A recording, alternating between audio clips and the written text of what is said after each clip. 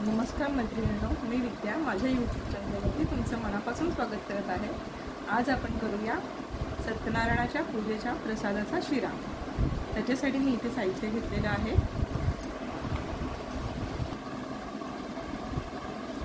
सव्वा वाटी रवा घेतला आहे, मी सव्वा वाटी तूप, ही एक वाटी आहे आणि मी अजून एक पळीभर छोटी पळीभर तूप घालणार आहे आणि सव्वा वाटी साखर आहे।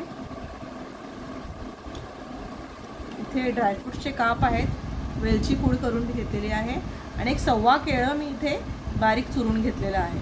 चला मग आपण कृतीकडे जाऊया। इथे मी कढई तापत ठेवली आहे। रव्याच्या तिप्पट दूध आणि पाणी समप्रमाणात घेऊन ते पाणी मी गरम करून घेतलेले आहे। इथे दाखवते मी तुम्हाला।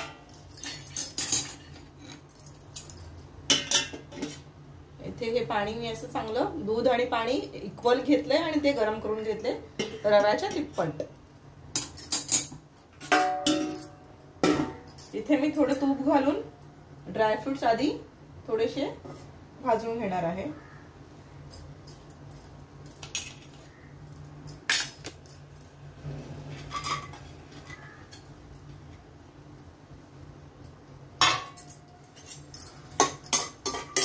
अगदी 1-2 मिनिटांमध्ये हे ड्रायफ्रुट्स छान फ्राय होतात। ड्रायफ्रुट्स भाजून घेतलेले आहेत इकडे आणि आता मी रवा भाजायला ठेवत आहे।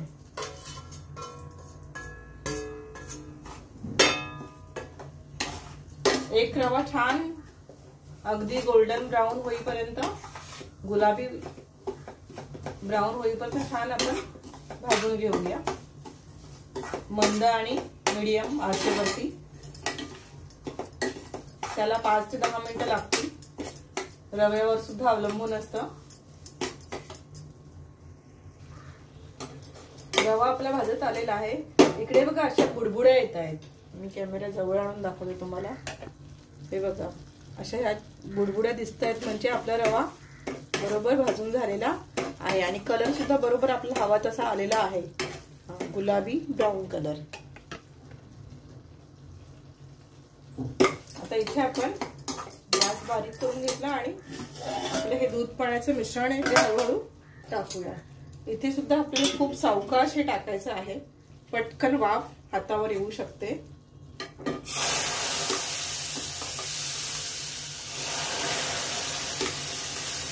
आता मी हे खूप छोट्या प्रमाणात करते म्हणून खूप इझी वाटतंय, पण जेव्हा मोठ्या प्रमाणात करायचा असतो हा शिरा तेव्हा ही खूप सांभाळून करायची प्रोसेस आहे। हमखास त्यावेळेस वाफ हातावर येते, हात भाजायची शक्यता असते।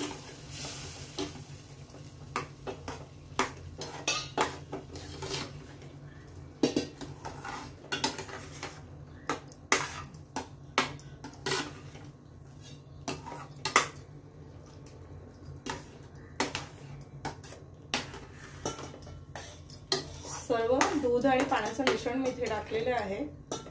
आता हे झाकून 1-2 मिनिट एकजीव होऊन देऊया। 2 मिनिटांनी पुन्हा बघू आपण।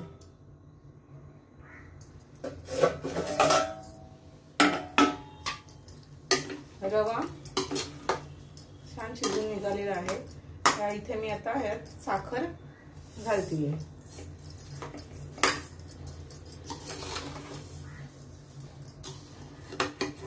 साखर सुद्धा मेल्ट होऊन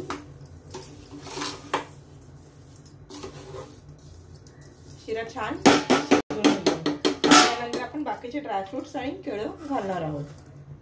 2 मिनिटं वाफ घेऊया पुन्हा।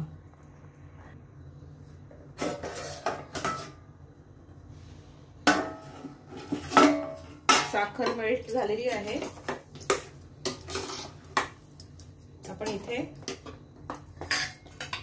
केळ्याचं हे मिश्रण जे आपण करून ठेवलं होतं, मॅश करून केळं, ते घालूया आणि ते छान थोडं थोडं चमचाने मॅश करूया, म्हणजे ते एक जीव होईल। रवा आणि केळं जरा छान एकजीव होईल। तर इथे मी एक ड्रायफ्रूट सुद्धा घालतीये, ते आपण मगाशी फ्राय करून ठेवलेले. वेलची पूड आणि हे जे तूप उरलेलं आहे तेही मी आता इथे सोडते. मगाशी जे मी बोलली एक पळी ते तूप मी घालेल ते मी इथे घालून घेतलं होतं. अशा प्रकारे आता हा शिरा छान झालेला आहे. बघा कसा मऊ लुसलुशीत दिसतोय.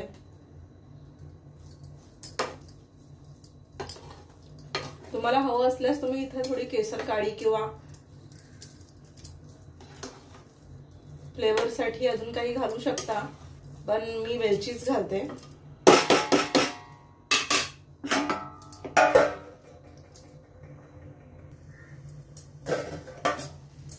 इथे आपला शिरा झालेला आहे. बघा आपल्याला तूपही दिसतंय या बाजूने. छान लुसलुशीत मऊ असा प्रसादाचा शिरा तयार आहे. तुम्हाला मी सर्व करून दाखवते. प्रसादाचा शिरा तयार आहे.